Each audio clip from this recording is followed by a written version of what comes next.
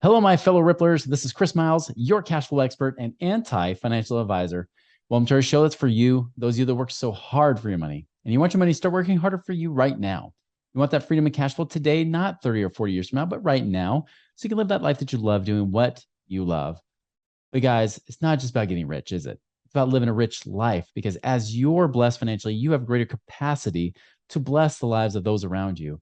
Guys, I appreciate so much for allowing me to do that with you guys. I know that you guys have been tuning in, you've been binging, you've been trying to absorb and soak up whatever information you can.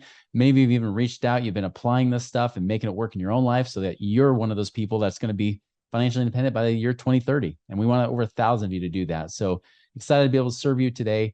Again, thank you for being here. If you haven't done so already, check out our calculator at moneyripples.com. There's a passive income calculator you can take. It takes a few minutes, but just by putting in some of your financial information and numbers, and don't worry, we don't share it or sell it or anything like that, but it's for your own results as a quiz. But you'll find out just how much passive income you can create in the next 12 months. So be sure to check that out today at moneyripples.com. Chris Miles was able to retire twice by the time he was 39 years old. But he's not content to just enjoy his own financial freedom and peace of mind. Chris wants you to have your own ripple effect so you can live free today. He's not the financial advisor you expected. He's the anti-financial advisor you deserve. He's jumping behind the mic right now, ready to make waves. Here's Chris Miles. All right, guys. So I've got a special guest here, someone that I'm excited to have on because this guy just does not play at a crazy, little tiny sandbox level here. I mean, this guy is awesome. So I have Chaz Wolfe here, man. Now, he's a high-performing serial entrepreneur. There's no doubt. I mean, this guy has built multiple and even sold multiple seven-figure businesses.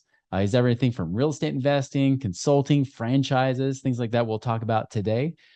He's also, just amazingly, not just a successful business owner, but very disciplined in his own life. And that's something that I also admire him as well, is that he's not just someone who wears himself out and just works really hard. He's a guy that actually excels in all areas of his life.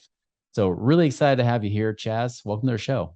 I appreciate you being or having me. I appreciate being here, Chris. It's great to be back together after you being on my show. It was just a great relationship, and happy to be back with you, man. Absolutely. No, we had a ton of fun on your show too. So I'm excited to see what we do here as well. Yeah. So give them a little bit more about your background, because I know you were a millionaire by age 29, which is amazing, and we kind of share that similarity, but, tell us more about your story. Yeah. So I grew up single mom family. And that comes with all the general things that you might think about, is that my mom worked really hard, 2 and 3 jobs, and, but no financial, education to be able to pass on, because it wasn't given to her either. And she did pass on work ethic and a commitment and a grit to life. And if I was going to go get anything, it was going to be because I went and got it, not because I waited or expected anybody to give it to me. And so that parlayed right into a lot of things in my life. Of course, a sales career, eventually getting into business ownership, eventually getting into investing, real estate, all the things that you mentioned. But yeah, I mean, at 24 years old, I left a 6-figure sales corporate job. I was leading sales teams, building sales teams, and opened up my first franchise. Seems to be an easy exit from the corporate world as a franchise system, and built 7 locations of Edible Arrangements. It's a brand that is a gift brand. Still own a couple of those here today, but did that in my 20s. And gosh, we had 7 locations over 3 states and 65 employees. And kind of shortly after that, maybe 5 or 6 years into that, I'm about 10, 11 years into that journey, but 5 or 6 years ago, I started a journey in real estate and didn't really know what to do, but I just knew I needed, assets and other things to pay me. I'm sure a lot like your listeners, they're just kind of getting that place and they got to get things figured out, whether it's a job or the business that they have. And they maybe have a little bit of money, or maybe have some gumption that they can do more. And so that's just where it was for real estate for me. I started buying some single family homes. I ended up buying some small multifamily, ended up getting into short-term rental.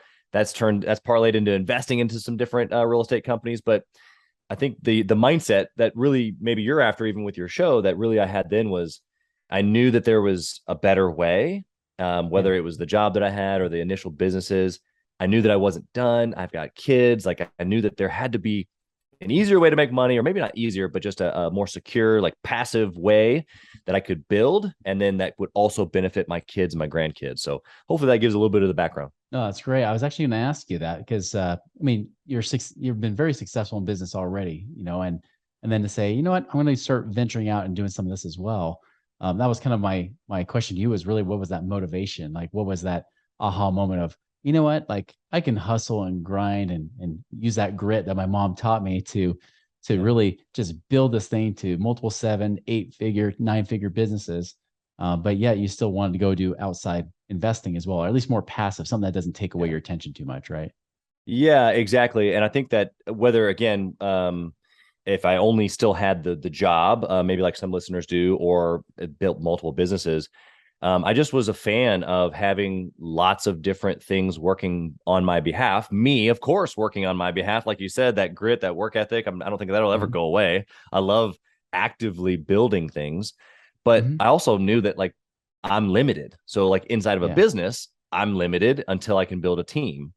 Yes. Outside of business, obviously leveraging resources, is the best thing. That's my team That's your personally, team. right? Yeah. Like all my They're little working for dollar you. team members, And Yeah. so, yeah, I just want not that I put my teams to work for me, Mhm. but collectively we're working together as the benefit with money. That I put those suckers to work for me, Yeah. and yes, there are certain investments that I make that I'm involved with, and maybe that requires a certain acumen or a certain understanding of that business or whatever.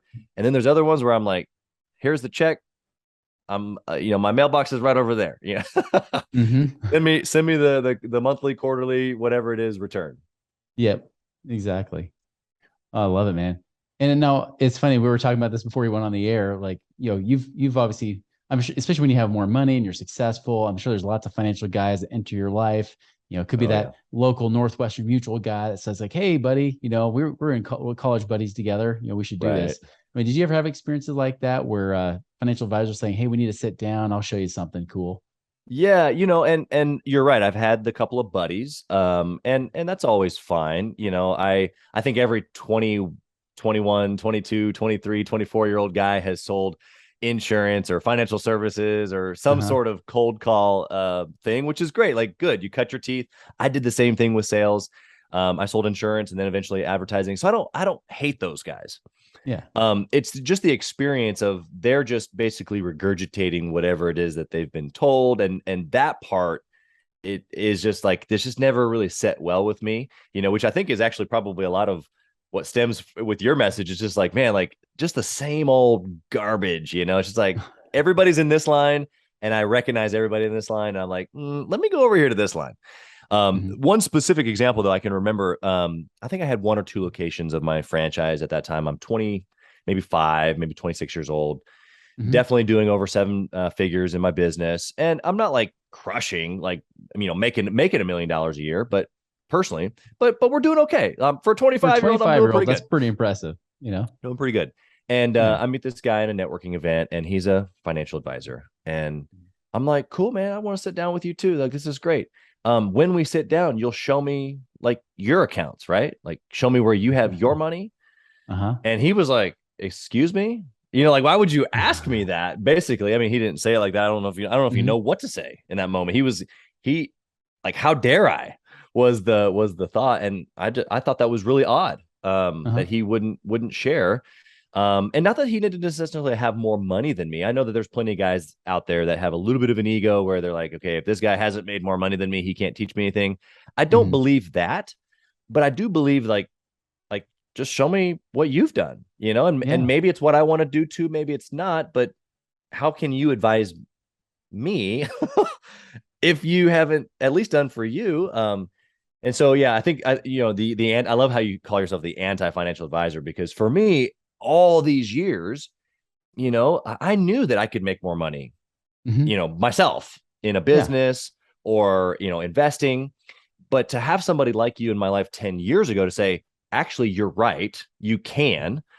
So let me partner with you in that way, Yeah. not necessarily try to fit you into my box that, everybody else is Mhm. lined up for. Let's come over here. Let's get creative. Let's look at your specific situation. that Yeah. would have been incredible. And I probably would be even further where I am, today compared to 10 Right. years ago. Yeah. Very interesting perspective. I love that. Well, and I want to go along with that, like going along with your lines versus trying to go that route, right? I mean, Yeah. you've done some things like franchising and whatnot, and I know we've had a few topics on this show before too, because now for some people that it seems like it could be a really big benefit, right? Obviously, there's some time commitments that are in there. Some people feel like they're maybe too busy to take on anything, and they just need to get their little team of Benjamins working for them, right? Get their Sure. money Yeah. work for them instead. But for those that maybe have a little extra time on the side, they could build something part time. Yeah. What kind of advice would you give to them? Yeah, I think that there's a lot of people who leave corporate jobs Mhm. unto starting a business or a franchise specifically, and I don't necessarily think that you have to. I think that it comes down to the system or the involvement. So I would if the listener is considering this, I would ask them to ask themselves, what is your skill set? And so for me, particularly at that time, I had a skill set in sales and marketing. And so Mhm. technically I could have bought the location that I did, kept my job, and then threw out, like if I had a little different job, maybe I could have been a little bit more flexible, calling on corporate accounts and getting other Yeah. people to order and growing the business without having to physically be there because it was an existing business. There was already a team there in place. Of course, there's always going to be turnover and things that you got to do to keep a business going. But I Mhm. could have totally done that. Eventually, I had 4 locations and I remember sitting on the couch going, I'm bored. And it's not because I wasn't enthralled with the business. I had built some great teams and stuff. So I know that it can be done because in that moment, I had 4 franchises. I went back to work at the job I left like 3.5 years before that. And in that same couple of year period, so I have the 4 locations. I'm working a sales job. I Mhm. built 3 new locations and or bought one. So Yeah. bought one, built 2, 3 different cities. So I had 7 locations. I also started a real estate Wow. company. Now that's a little bit crazy. I understand. Maybe that's not the listener, but my point is that you can absolutely purchase a business. I would maybe venture say to like an existing business, so you don't have to like build it ground up if Mhm. you're going to keep your job. But totally, absolutely, that's possible. A lot of people do that. Yeah. And I've noticed the more money you're willing to put into it, the more passive that franchise can become too. Seems like Yeah. more the lower price franchises are the ones you have to put a lot more time and energy into, where the other one you can get your money working for you inside of it. Yeah, well, again, it's just kind of maybe going back to purchasing something that's already existing. So if you're Yeah. purchasing a franchise, number one, there's a system, or at least there should be. Right. That's an existing system, an existing process, and ideas and marketing and things that corporate provides for you. But if you can purchase an existing business, an already existing location of whatever this franchise is, Hmm. then you're purchase something already in motion, and it probably doesn't need you to be in it as a mom and pop owner, although you Right. probably could. You could still operate at a high level in your job and just be a facilitator of people really at that point. Right. Because there's likely already a manager there that's already running the show, running things in that location, right? Yeah. Yeah. Yeah. Much easier. That's almost like a turnkey type of system, isn't it? Yeah, exactly. Well, and I think that's really, I mean, when you talk about passive income, I mean, I mean, there's just varying degrees of how much you invest and what the return is and what the involvement is. Those are kind of like the 3 factors, maybe. But yeah, there's lots of different ways. So that's my encouragement, I guess, through you to your listeners is that just whether you consider yourself a business person or a people person or a salesperson or whatever, owning a business, there's lots of benefits to owning a business, but you Yeah. don't have to necessarily leave your job. In fact, there was a huge benefit when I had both. I Mhm. was much more bankable That's to right. be able to continue to grow, even though I was still doing well. Like there's just certain key factors of a W-2 that the listener right now could still benefit from. They don't have to necessarily leave their job to be able to have side passive income, or just they're involved and it's not necessarily passive, but it's a business. There's benefit. That was that was one thing I've noticed too when we've coached some clients that have businesses but also have that W-2 employment. It's like, and they're like, yeah, I'm thinking about quitting my job and going full time to this. I'm like, well, before you do that, let's get every Yeah. dollar the bank will give us first, and then you Yep. can quit, because it's so Yes. much easier to get it when you have that boring little job that gives Yep. you that steady little paycheck versus when you go into the more the 1099. Maybe you have a W-2 through your businesses, but for the Yep. most part, banks love it when you have that boring W-2 job. Yep. 100%. It's consistency. That's what they want to make sure you can make that payment. And also, too, here's actually practically what it provides to the bank in that scenario. Mm-hmm. Is it provides a way for you to say in your business plan that you don't need to pay yourself, at least for a period of time.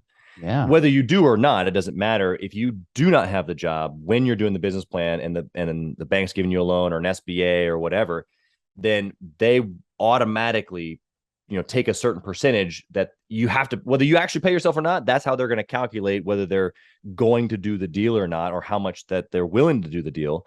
And so, if you have a job and then this business, you have a plan around how that's not going to, like, how those things can work together and you can still keep your job and effectively run the business.